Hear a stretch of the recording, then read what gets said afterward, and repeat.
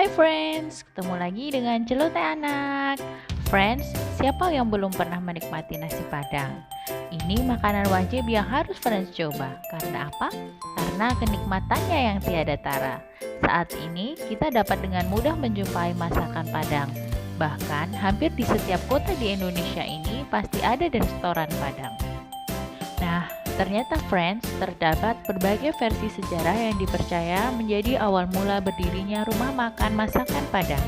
Salah satunya oleh Suryadi Sunuri, yaitu dosen dan peneliti dari Universitas Leiden, Belanda. Bukti ini dapat dilihat dari iklan tentang masakan Minangkabau di Cirebon pada tahun 1937. Iklan yang menggunakan kata Padang Restoran yang dimiliki oleh Ismail Naim, yang kini dikenal dengan nama Restoran Padang. Nah, dari sini ini menunjukkan kebiasaan masyarakat Minang untuk merantau ke Pulau Jawa sambil membawa resep masakan Padang andalan mereka. Nah, friends, pada zaman dahulu hanya orang-orang tertentu atau saudagar kaya saja yang dapat menyantap masakan Padang ini. Masyarakat yang memiliki status sosial lebih rendah memilih dan menikmati masakan Padang di rumah masing-masing. Nah, sebagai bentuk solidaritas, pemilik rumah makan Padang umumnya akan dengan sengaja memberi lebih banyak lauk dan nasi untuk yang membeli sehingga mereka dapat menikmati makanan tersebut bersama anggota keluarga masing-masing. Hal inilah yang menjadi asal-usul bahwa membeli masakan Padang dengan cara dibungkus akan mendapat lebih banyak nasi dan lauk dibandingkan dengan makan di tempat ya friends.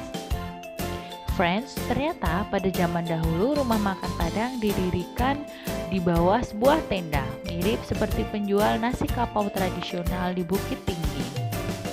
Nah, ini dia friends menu favorit nasi Padang yang sangat digemari.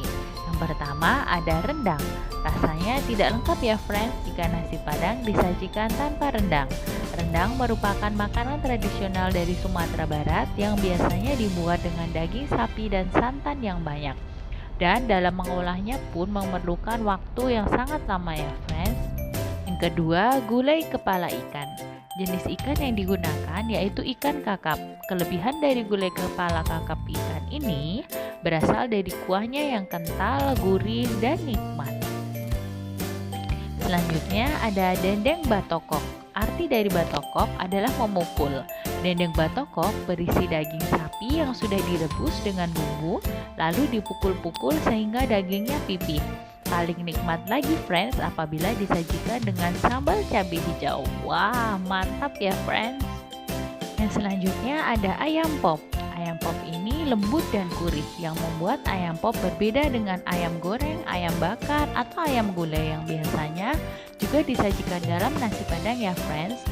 Ayam pop ini memiliki tekstur yang empuk, rasa yang gurih, dan warnanya yang putih pucat. Nah, warna pucatnya ini karena ayam pop hanya digoreng dalam waktu yang singkat. Dan untuk proses pengolahan dari ayam pop ini didapatkan dari proses perebusan menggunakan air kelapa dan bumbu-bumbu.